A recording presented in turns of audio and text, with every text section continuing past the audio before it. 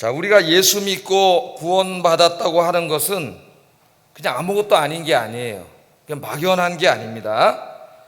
실로 엄청난 복을 받은 거예요. 이미 그 복을 받았고 누리고 있고 또 앞으로 받을 복이 기다리고 있습니다. 여러분, 오늘 사도 바울은 이제 디도서를 마감하면서 예수 믿고 구원받은 것이 얼마나 큰 복인가 세 가지로 얘기하고 있어요. 세 가지로. 얼마나 돈을 많이 벌었는가, 얼마나 이 세상 일이 잘 되고 성공했는가, 그런 게 아닙니다.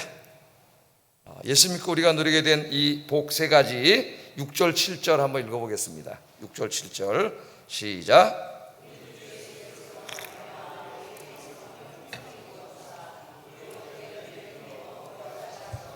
영생의 소망을 따라 상속자가 되게 하려 하심이라. 아멘.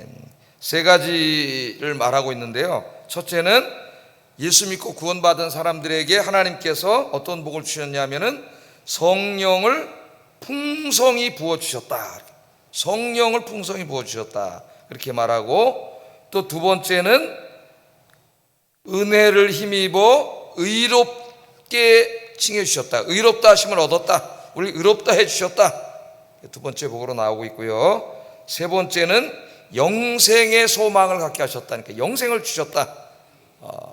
그런 영생을 이제 누리게 되는 것은 우리 종말에 미래에 누리게 되기 때문에 우리 미래의 소망이라고 할 수가 있겠죠. 이 세 가지를 이야기합니다.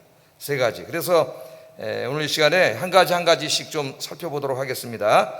자, 우리가 예수 믿고 예수님을 나의 구주로 영접했습니다. 여러분 다 그렇게 하셨죠?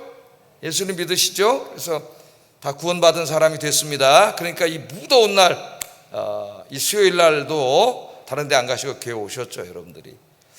자, 이렇게 예수님 믿고 구원받은 사람들 여러분들에게 하나님이 주시는 복이 뭐냐면은 성령을 부어주신다. 성령을 부어주시는 것이다. 그렇게 이야기하고 있습니다. 성령을 부어주시는 것이다. 6절에 우리에게 성령을 풍성히 부어주시며, 그렇게 되어 있죠. 우리에게 성령을 풍성히 부어주사.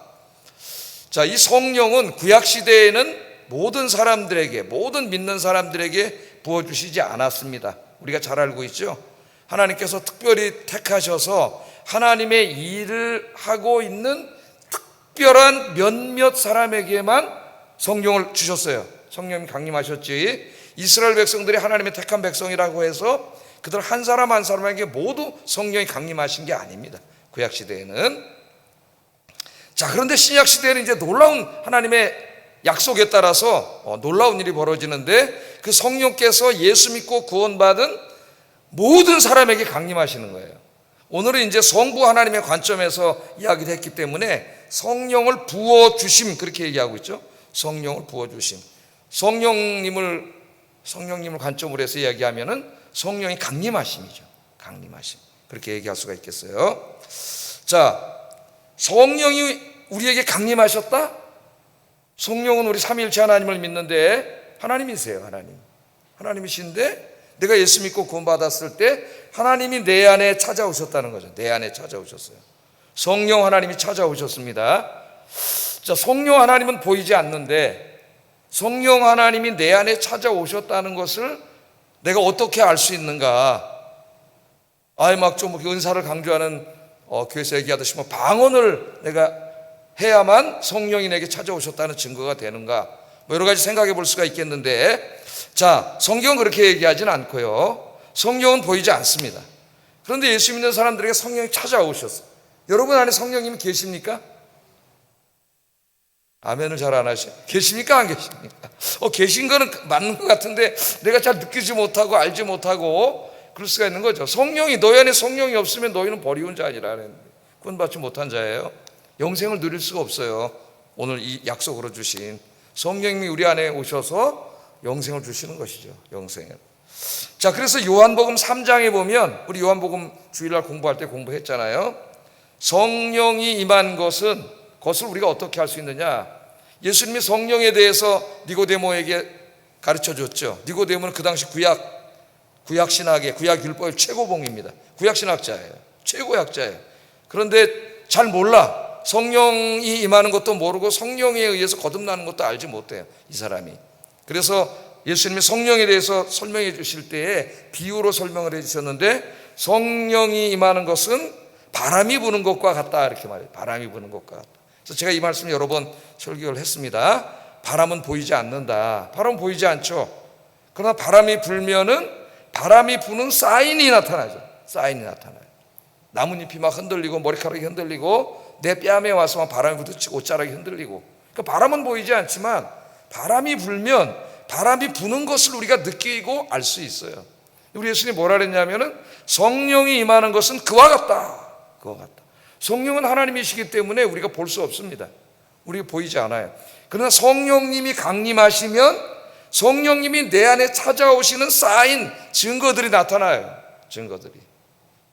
예수님이 그걸 말씀하신 겁니다. 그래서 우리 신약 성경을 읽으면 성령님이 우리에게 찾아오셨을 때 나타나는 그 다양한 그 사인들에 대해서 여러 곳에서 말씀을 하고 있습니다. 자, 2000년 전에 예수님께서는, 그러니까 성령님이 우리에게 찾아오심은 어떤 신학적 의미가 있냐면은 하나님이 우리와 함께 계심이에요. 하나님이 나와 함께 계심.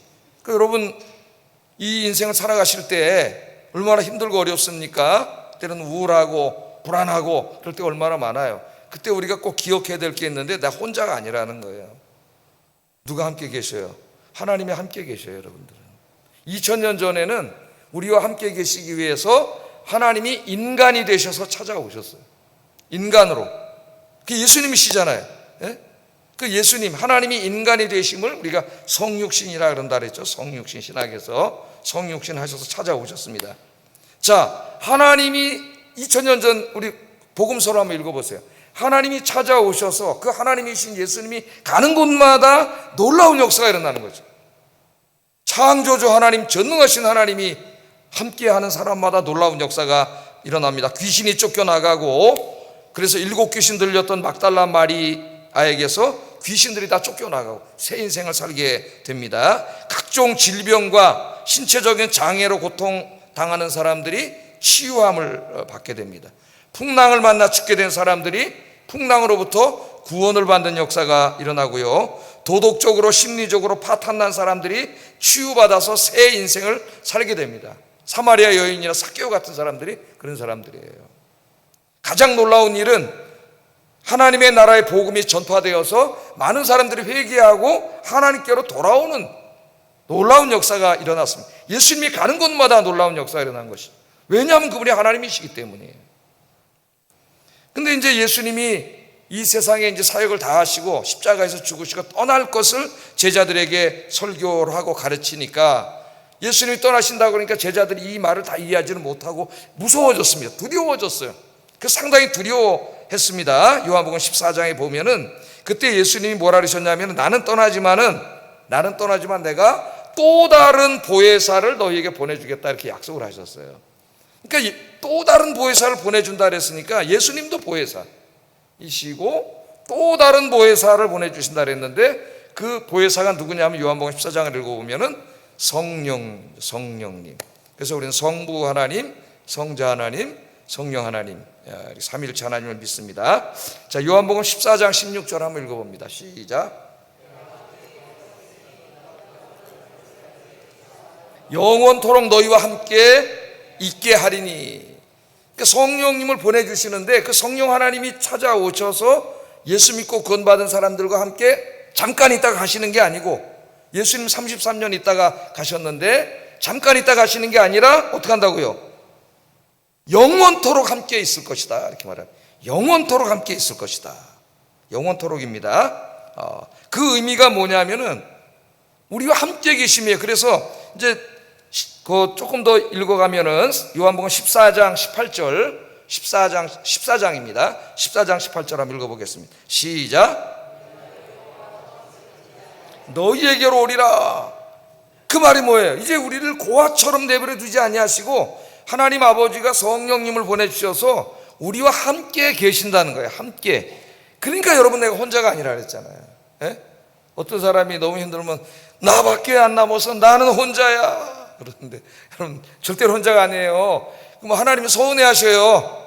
여러분과 함께 계신데 어디 가도 함께 계시는데, 지켜주고 계시는데, 여러분 인도하고 계시는데 왜 나 혼자라 그래요? 그런데 믿음 생활을 제대로 하지 않기 때문에 함께 계시는 하나님, 성령 하나님을 내가 느끼지 못하는 거지. 하나님이 나와 함께 계시지 않는 게 아니라 내가 문제인 거죠. 내가 문제인 거예요.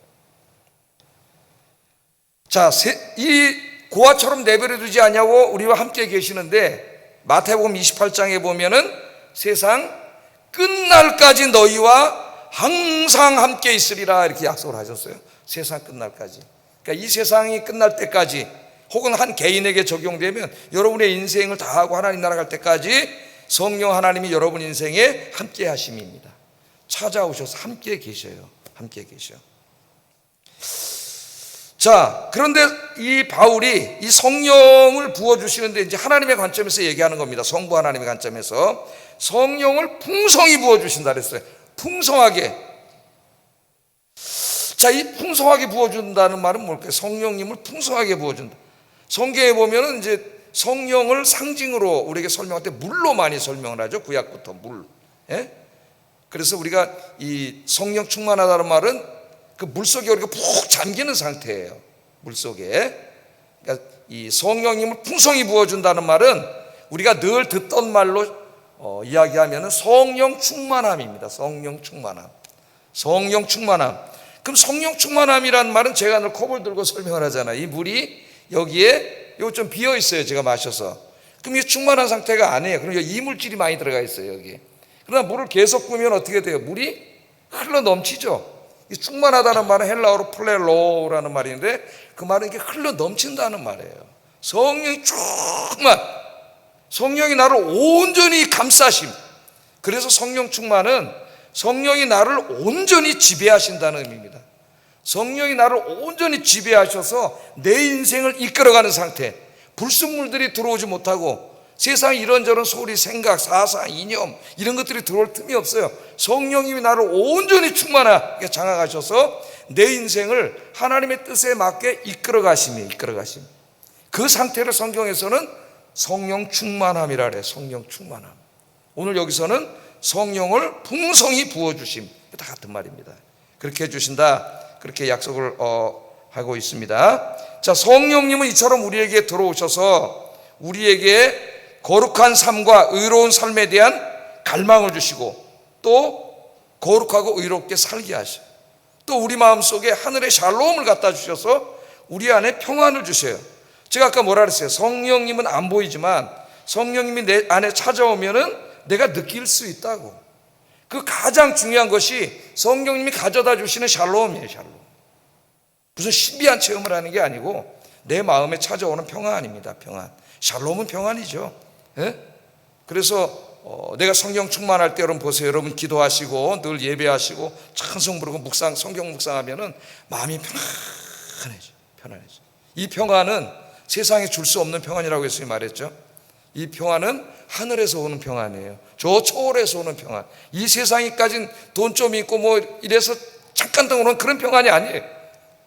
그런 게 아무것도 없어도 우리 안에 있는 평안입니다. 하나님이 주시는 평안이에요. 그 평안이 넘치게 되고, 예수 믿기 전에는 우리가 죄 짓고 살고 죄를 사랑하며 살았는데 이제 하나님의 거룩하신 영이 찾아오셨기 때문에 선하고 의로운 삶에 대한 갈망과 열망, 그거를 하나님 갖게 하시는 거죠. 내가 조금만 죄져도 양심의 소리가 울리고 가책을 받고 내가 왜 이렇게 살지? 반성을 하게 되고 회개하게 되고. 왜 그런 거예요? 성령님이 내 안에 찾아오신 거예요. 내 양심, 고장난 양심, 화인 맞은 양심을 고쳐주신 거예요. 여러분 집에 불이 나면은 화재 경보기가 빠르르 울리잖아요. 고장나면은 안 울립니다. 여러분, 예수 믿기 전에는 양심이 고장이 났어요. 양심은 하나님이 주신 선물이에요. 이 센서가 고장났기 때문에 죄를 지어도 죄라고 느끼지 못해.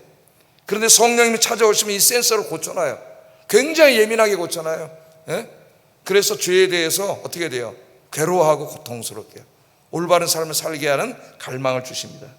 또한 성령은 우리 안에 거하시면서 우리의 인생길을 인도해 주시고 우리를 모든 위험으로부터 지켜주시고 보호해 주시고, 그래서 내 마음에 뭐가 사라져요? 불안이 사라져요. 불안. 오늘 불안 때문에 고통당하고 정신과를 찾는 사람 굉장히 많습니다. 여러분, 불안에 대한 책들이 베스트셀러가 되고 있어요. 예? 불안이 사라져요. 또한 성령님이 우리에게 하늘의 권능을 주시기 때문에 막 주의 일 하고 싶은 열정이 불타, 복음에 대한 막 열정이 불타고 교회를 막 섬기고 싶은 마음이 막 뜨거워져. 옛날에는 돈 버는 일, 세상 즐기는 일에 대한 막 열정이 불탔는데 성령님이 찾아오신 증거가 뭐냐면 이제 그런 거 별로고, 물론 우리도 뭐 여행도 하고 휴가도 가겠지만은 그런 것보다는 거룩한 열정이 더 불타게 하신다. 내 마음속에 어느 날부터 거룩한 열정이 불타. 왜 그런 거예요, 여러분? 성령님이 찾아오신 거예요. 내 안에 성령님이 찾아오신 거예요.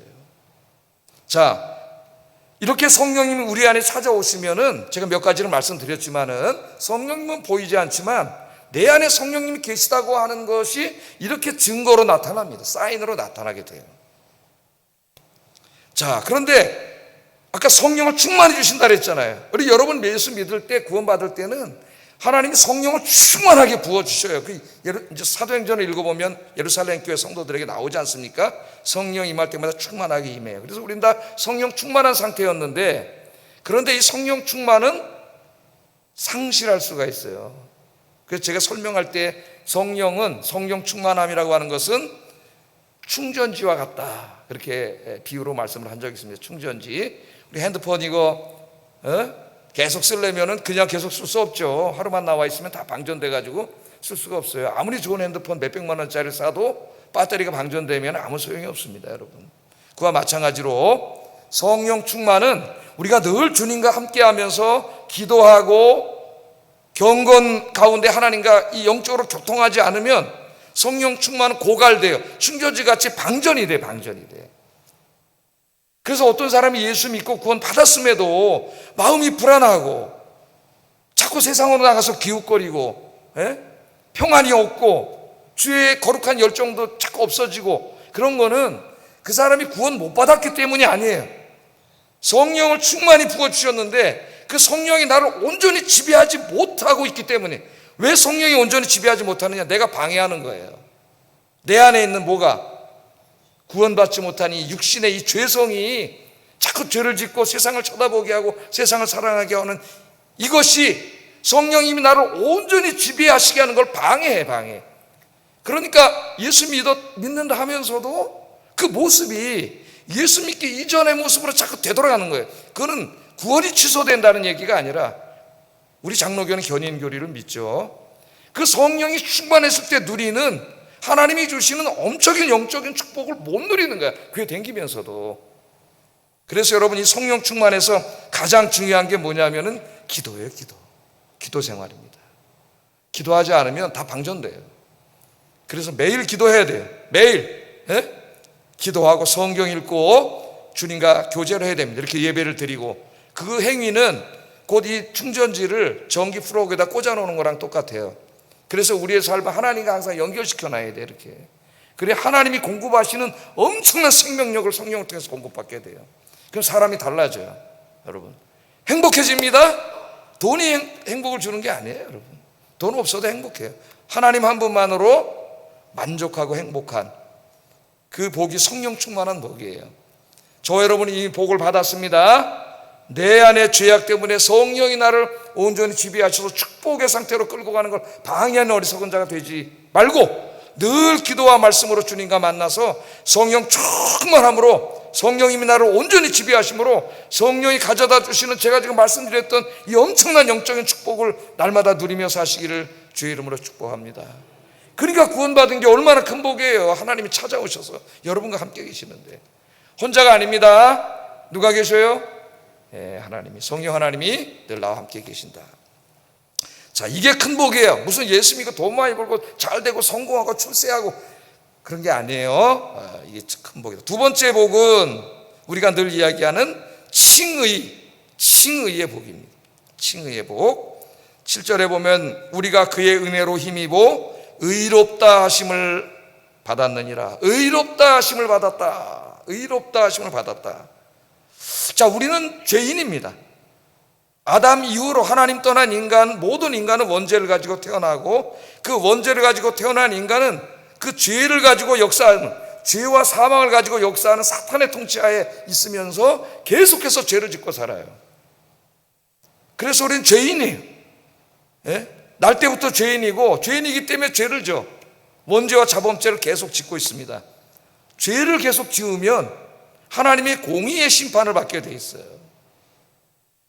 그런데 주님의 은혜로 우리를 의롭다 해주셨다 그래. 의롭다 해주셨다 이렇게 말합니다. 여기 이건 이제 우리가 칭의죠. 근데 의롭다 해주셨는데 무슨 보석금을 많이 내서, 돈을 많이 내서가 아니라 믿음으로. 그래서 이신칭의, 예수 그리스도를 믿음으로 죄인인 우리를 하나님이 의롭다 하셨다. 칭의입니다. 칭의. 그래서 옛날에는 이제 이 분야를 신학에서 가르칠 때는 칭의론 이렇게 가르쳤어요. 칭의론. 근데 칭의는 적극적인 표현이고, 칭의를 소극적으로 표현하면은 속죄예요. 속죄. 죄를 용서하심. 죄를 용서해 주셨기 때문에 의롭게 된 거거든요. 그 속죄와 칭의는 같은 말이에요. 다른 말이 아니고. 그래서 옛날에는 또 한편에서는 속죄론 그렇게 가르치기도 했어요. 속죄론. 그러다 이제는 그걸 다 칭의와 속죄가 이루어지면 구원을 받기 때문에 요새는 구원론 그래서 가르칩니다. 구원론이라고. 다 같은 말이에요. 칭의론, 속죄론, 구원론, 이건 다 같은 말이에요. 같은 말. 자, 우리 같은 죄인이 어떻게 의롭게 됐습니까? 우린 의인이 아니잖아요. 죄인이잖아요. 예? 판사이신 하나님 앞에, 칭의는 법정 용어예요. 판사이신 하나님이 보실 때 우리는 지은 죄가 너무 많아. 죄인 그래야 되는데 하나님이 우리를 의인이라고 칭해 주셨다는 거예요. 왜 그렇게 됐습니까? 우리가 너무나 잘 알죠.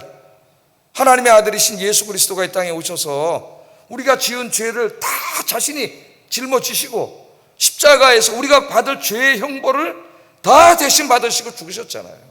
예? 이걸 대속형벌. 우리가 받아야 될 형벌을 예수님이 대신 받고 죽으셨어요. 그러니까 예수님이 성자 하나님이세요. 그러니까 하나님께서 우리가 받아야 할 형벌을 자신이 받으신 거예요. 자신이.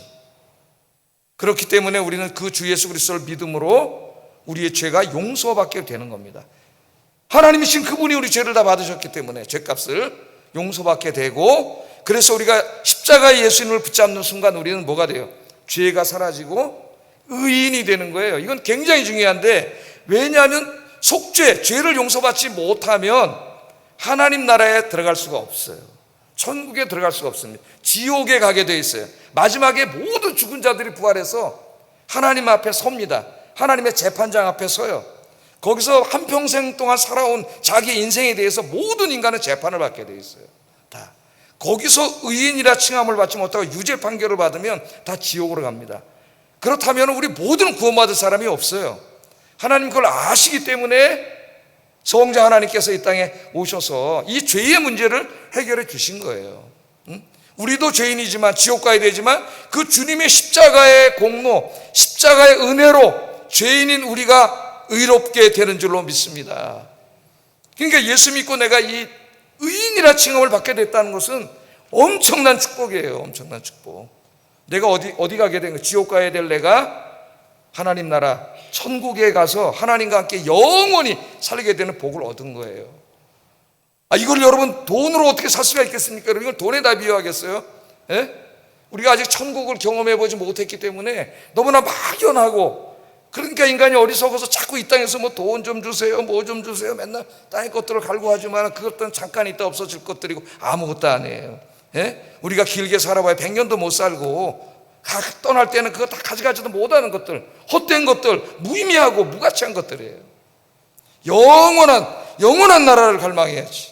영원한 하나님의 나라에서 주님과 함께 영원히 살게 되는 그 복을 누릴 자격이 뭐냐면 칭의입니다. 칭의. 여러분이 예수 믿을 때 공짜로 우리 하나님이 이 복을 주신 줄로 믿습니다. 내가 죄사함 받고 구원받아 하나님의 의롭다 칭함을 받아서 하나님의 자녀가 되고 하나님 나라의 백성이 됐다고 하는 이거 하나만 해도 평생 감사하고 뭐 더 이상 뭘 바랄 게 있어요. 이 은혜가 충만하기를 주의 이름으로 축복합니다. 그런데 이것도 성령 충만하지 못하면 구원의 기쁨이 자꾸 사라져요. 내 마음속에. 구원의 기쁨이 사라지면은 세상에 나가서 기쁨을 찾게 됩니다. 그래서 그리스도인들이 타락하는 거예요. 이 구원의 기쁨이 늘 충만하기를 주의 이름으로 축복합니다.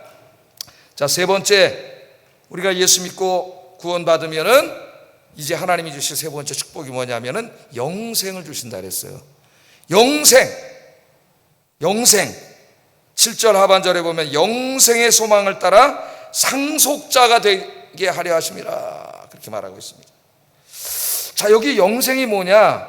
우리나라 그리스도인들 중에 이 제일 많이 오해하고 있는 말이 영생이라는 말이에요. 영생. 이 말도 제가 여러 번 가르칩니다. 영생. 이건 우리나라 그리스도인만이 아니라 미국이나 영국의 그리스도인들도 마찬가지예요. 이게 잘못 가르쳐진 개념이 영생이에요. 그냥 우리가 어떤 사람은 지금도 교회 굉장히 오래 다니면서도 내가 죽어서 내 영혼이 하나님의 품에 가서 영원히 사는 게 영생이라고 생각하는 사람이 있어요. 그 영혼 불멸설인데, 영혼 불멸설은 기독교의 가르침이 아니에요. 성경의 가르침이 아니에요. 그건 헬라 철학의 가르침입니다. 헬라 종교예요. 헬라 종교. 특별히 플라톤이라고 하는 사람에게 나타나는 헬라 종교입니다. 우리 기독교는 뭘 믿어요? 영혼 불멸을 믿는 게 아니라 우리는 육신의 부활을 믿는 종교예요. 육신의 부활. 이거 오해하면 안 되겠어요. 여기 영생을 주셨다 그랬는데, 영생은 뭐냐 하면은, 영생은 하나님 나라에서 살아가는 데 필요한 생명이에요. 그러니까 성경은 뭐 유대교도 마찬가지입니다만 우리의 생을 두 세대로 나눠요. 2세대, 현 세대와 앞으로 올 세대입니다. 올 세대. 올 세대는 아직 오지 않았어요. 그건 미래 세대예요. 우리가 살고 있는 세대는 현 세대예요. 현 세대에 있는 모든 인간은 타락하고 죄를 졌기 때문에 어떻게 돼요? 영생을 누릴 수가 없어요. 그래서 하나님의 나라에 들어갈 수가 없습니다. 천국에 들어갈 수가 없어요. 이 생명으로는. 그래서 100살도 못 살고 죽어요. 그 하나님 나라에 들어가서 영원히 살기 위해서는 그 올 세대, 앞으로 올 세대란 말이에요. The age to come, 올 세대. 그 올 세대를 다른 말로 하면 천국이라고도 하고 우리가 하나님 나라라고도 하는데, 이 하나님 나라에 들어가서 하나님과 영원히 살으려면 이 생명으로는 그 나라에 들어갈 수 없고 하나님이 주시는 새로운 생명을 얻어야 돼. 그 올 세대에서 사는 생명이 영생이 영생. 우리말로 그걸 영생이라고 번역하다 보니까 자꾸 헬라 철학이 영원히 사는 것과 헷갈려요, 사람들이. 영생을 얻게 돼요.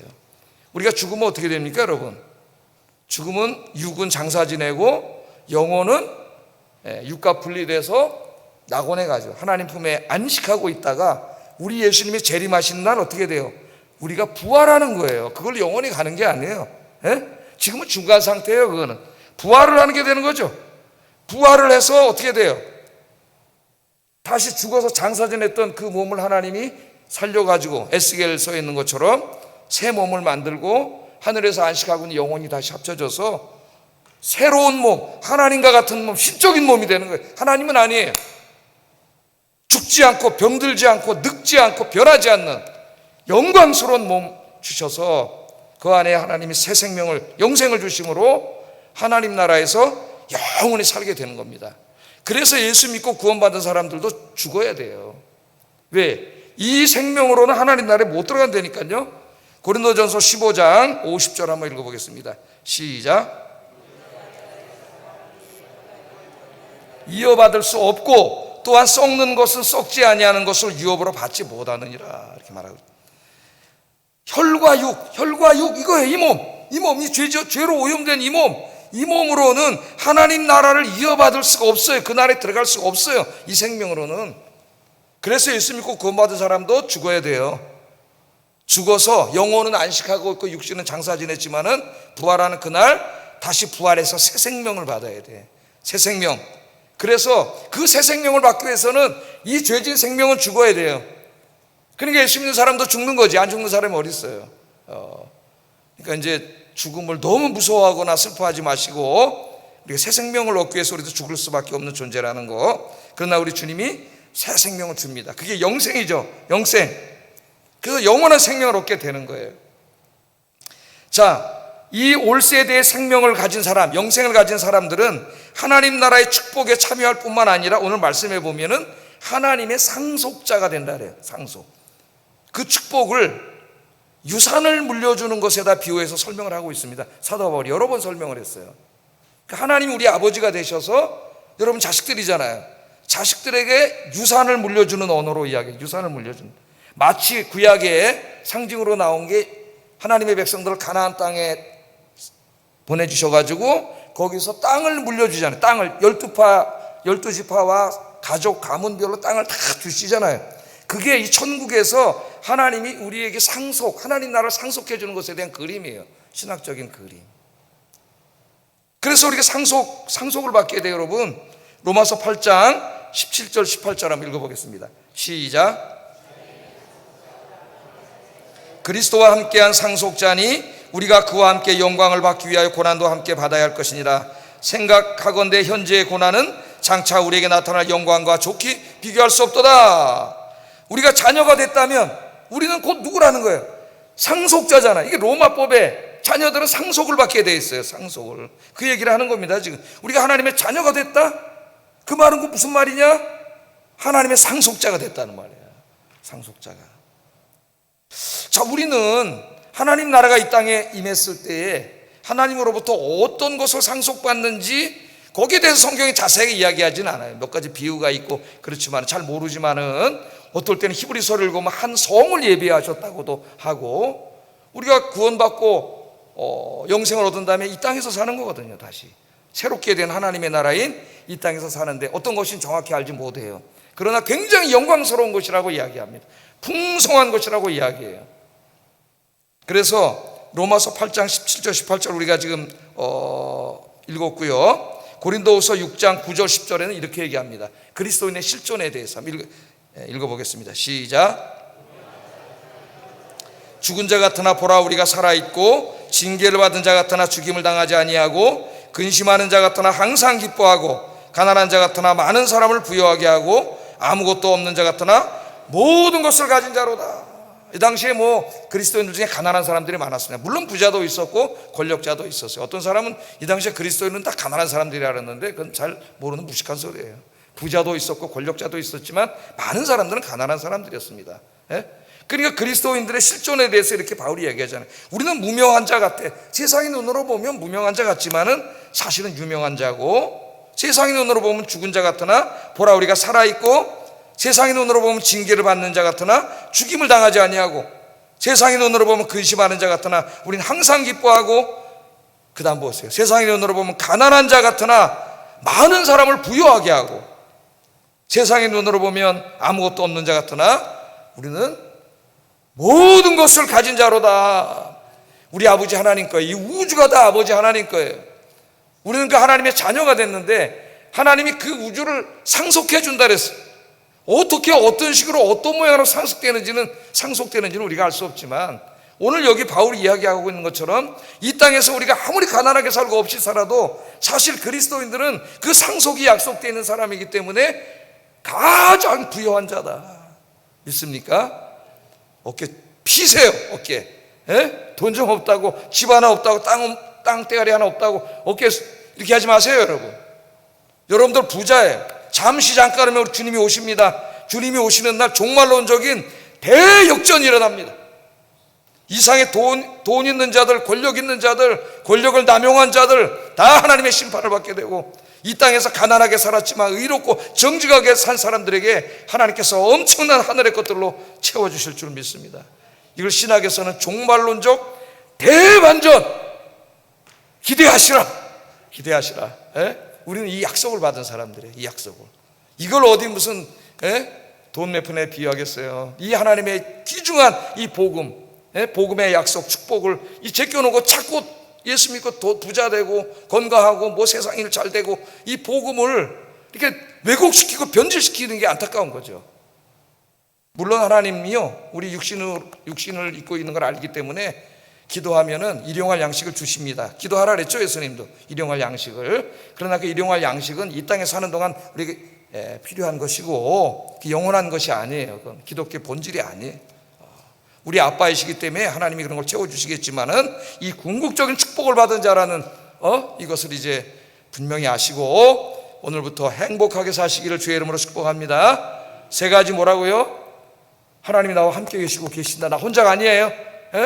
여러분 구원받고 의롭다 칭함을 받아서 하나님 나라 천국에 들어가는 사람이 됐고, 영생을 받아서 하나님의 상속자, 하나님 자식이 돼서 상속받는 자가 됐으니 더 이상 뭘 우리가 더 누릴 복이 어디 있어요? 이 축복에 늘 감사하며 살기를 주의 이름으로 축복합니다. 자, 마지막에 보면 바울은 디도에게 이 놀라운 복에 대해서 말하면서 네가 목회하고 있는 그레데 교회 성도들에게 이것을 굳세게 말하라. 목회자들에게 하는 말입니다. 굳세게 말하라 이렇게 얘기를 해요. 8절 한번 읽어보겠습니다. 시작.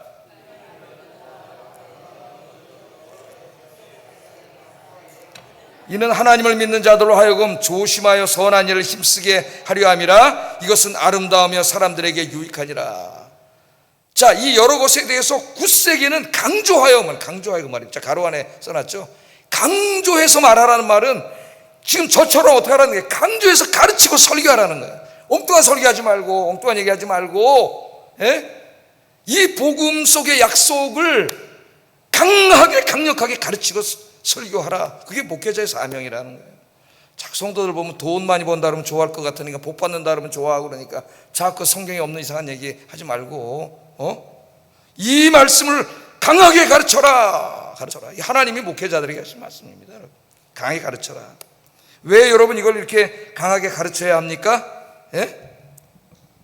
우리들은 가르쳐야 돼. 이 사명이에요. 그래서 9절 10절에 이렇게 말합니다. 한번 9절 10절 읽어보겠습니다. 그러나 어리석은 변론과 족보 이야기와 분쟁과 율법에 대한 다툼은 피하라. 이것은 무익한 것이요 헛된 것이니라. 이단에 속한 사람들을 한두 번 훈계한 후에 멀리하라. 그러니까 교회 안에서 쓸데없는 철학이나 무슨 족보 이야기나 이런 토론이나 이런 거 하지 말라는 거예요. 성경에 없는 이야기 이런 얘기 하지 말라는 거예요. 물론 신학교에서는 학생들 목사들 가르치기 위해서 좀 넓게 가르칠 수 있지만 교회 안에서 그렇게 하지 말라는 거예요. 교회 안에서 이 중요한 것들을 가르쳐라. 강조해서 가르쳐라 그랬죠. 왜 강조해서 가르쳐야 됩니까? 첫째는 우리가 이 세상에 매일 살잖아요. 교회에 일주일에 한두 번, 세 번 오고 세상에 살기 때문에 세상 거 맨날 쳐다보다 보니까 이 눈으로 보는 곳에 미혹이 돼가지고 잊어버려. 안 잊어버려요? 내가 지금 성령님이 나와 함께 계시다는 것도 잊어버리고, 내가 하나님 나라에 들어가 의롭다 칭함을 받은 자가 됐다는 것도 잊어버리고, 내가 영생을 받아서 상속자가 됐다는 것도 잊어버리고, 자꾸 눈으로 이 세상의 것만 쳐다봐 잊어버려. 그래서 강조해서 가르치라는 거예요. 잊어버리지 않도록. 두 번째는 오늘 본문에 나와 있는데 이것들을 가르쳐야 하나님이 기뻐하시는 삶을 산다는 겁니다. 8절 다시 한번 읽어보겠습니다. 시작.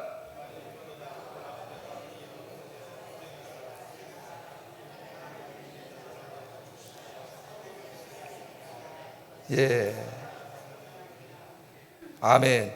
왜 여러분 주에 일하다가 여름에 힘들면 또 지쳐서 쓰러지고 조금 일하다가 또 하기 싫고 왜 그렇게 돼요?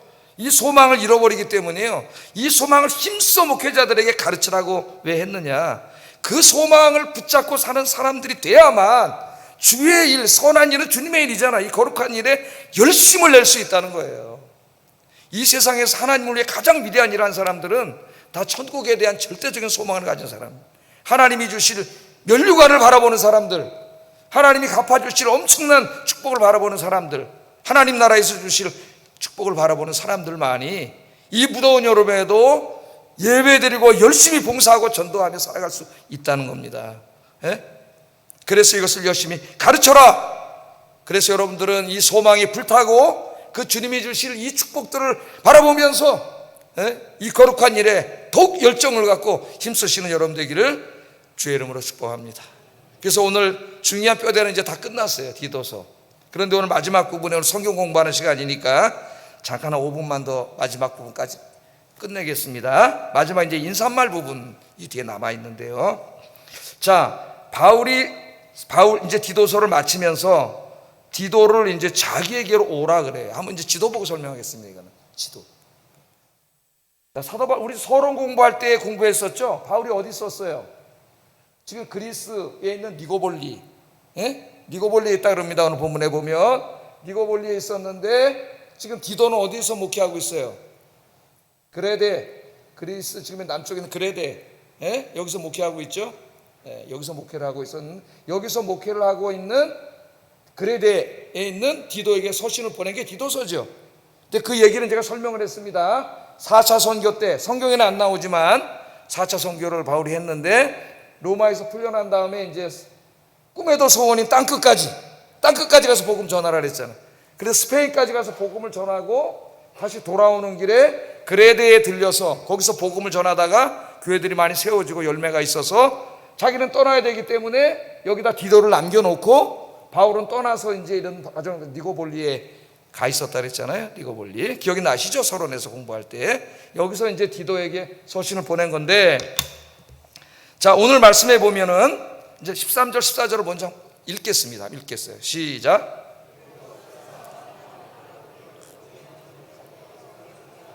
또 우리 사람들도 열매 없는 자가 되지 않기 위하여 필요한 것을 준비하는 좋은 일에 힘쓰기를 배우게 하라. 이게 12절부터 읽어야 돼. 12절 먼저 읽겠습니다. 시작.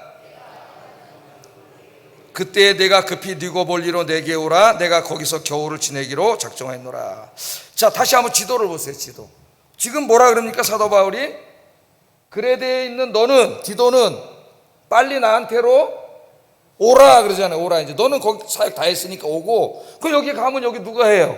그래서 12절에 누굴 보내준다 그래. 대신 아데마나와 두기고를 보낸다. 그러니까 지금 사도 바울이 인사이동을 하는 겁니다. 디도는 너는 나한테로 오고 그 대신 내가 2명의 목회자를 그레데로 보낼 거다. 그 말을 하는 겁니다. 12절에 또 13절 14절 읽어보겠습니다. 율법교사 세나와 및 아볼로를 급히 먼저 보내어 그들로 부족함이 없게 하고 또 우리 사람들도 열매 없는 자가 되지 않게 하기 위하여 필요한 것을 준비하는 좋은 일에 힘쓰기를 배우게 하라. 그리고 또 2 사람에 대해서 얘기하는데 율법교사인 세나와 아볼로. 자 지도 한번 다시 보세요. 세나와 아볼로. 세나와 아볼로는 누구냐? 이제 디도서를 우리가 공부했으니까 그 정도 알고 있어야 돼요. 세나와 아볼로는 바울이 보낸 사람입니다. 이 그레데로. 뭘 가지고? 디도서를 써서 이 2 사람의 손에 들려서 디도에게 편지를 전달해 주러 보낸 사람이에요. 그런데 지금 디도 보고 뭐라 그래요? 먼저 그 2 사람을 빨리 되돌려보내라 그러죠. 되돌려보내. 물론 오늘 성경에는 어디로 돌려보내라는 목적지는 없지만 정황 다 읽어보면은 2 사람이 이제 바울의 심부름으로 그레데에 와서 디도서를 전해줬어요. 전해줬습니다. 그리고 2 사람을 빨리 나에게 돌아오게 하라. 그러니까 지금 니고볼리에 2 사람 필요한 거예요. 2 사람 빨리 돌아오게 하라. 그러면서 뭐라 그래요? 2 사람이 이제 이게 돌아올 때 이게 배 타고 다니고 밥 먹어야 되고 여행 경비가 상당히 많이 든단 말이에요. 이 왔다 갔다 하는데 그 비용에 부족함이 없도록 도와주라 그래요. 그러니까 이 선교사 사역자들 목회자들이 이 목회를 하는데 그 부족함이 없도록 후원을 하라는 얘기입니다. 후원을 해. 충분히 후원을 해라. 그렇게 이야기를 하고 있습니다. 그리고 14절 한번 읽어봅니다. 14절 시작. 열매 없는 자가 되지 않게 하기 위하여 필요한 것을 준비하는 좋은 일에 힘쓰기를 배우게 하라. 그렇게 하면서 성도들이 이렇게 좋은 일을 많이 하게 하고 성도들, 수동적인 성도들 그냥 혼자 와서 자기 경건 생활하고 집에 가는 경건 생활하는 게 단지하는 그런 성도로 만들지 말고 성도들도 좋은 일이 뭐예요? 하나님이 기뻐하시는 일, 이 거룩한 일에 힘쓰는 자들이 되게 하라. 적극적으로 참여시키라는 거예요. 그 돈으로 목회자들도 돕고 그들도 전적으로 헌신하도록 하는 능동적인 성도들로 만들라. 이렇게 부탁을 하면서 이제 마지막 인사를 하고 디도서를 다 마치고 있습니다. 이 말씀을 마치고 있어요. 그래서 여러분 오늘 오신 여러분들 이 말씀을 보면은 사도 바울이 첫째 그 총사령관으로서 그 지금 그레데 교회와 자기가 있는 곳과 또 미래 사역들을 위해서 다 지금 인사 이동을 하고 적세 이렇게 사역자들을 교체하고 바꾸고 막 그러고 있습니다. 그렇게 하는 거죠. 가톨릭 같은 경우는 신부들이 5년에 한 번씩 주교가 허락하면 연임도 할 수 있다 그러는데 옮기잖아요. 이게 담임 목사가 와서 평생 하는 게 아니에요. 물론 개신교도 요새 이제 옮기는 게 많은데 담임 목사들도 옮겨가는데 좀 부끄러운 일로 옮기는 게 많습니다. 좀 더 큰 교회 가보려고 옮기고 이런 좀 부끄러운 일이죠 사실은.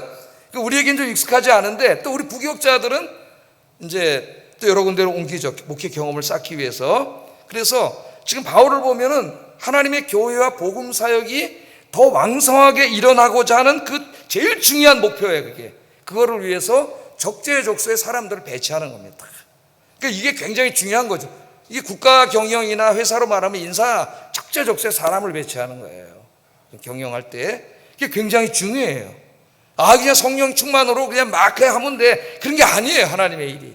다 사람을 파악해서 각 족쇄에 맞는 사람들을 보내고 그렇게 하나님의 일을 잘하고 그 일에 성도들이 더 열심을 내도록 잘 가르쳐라.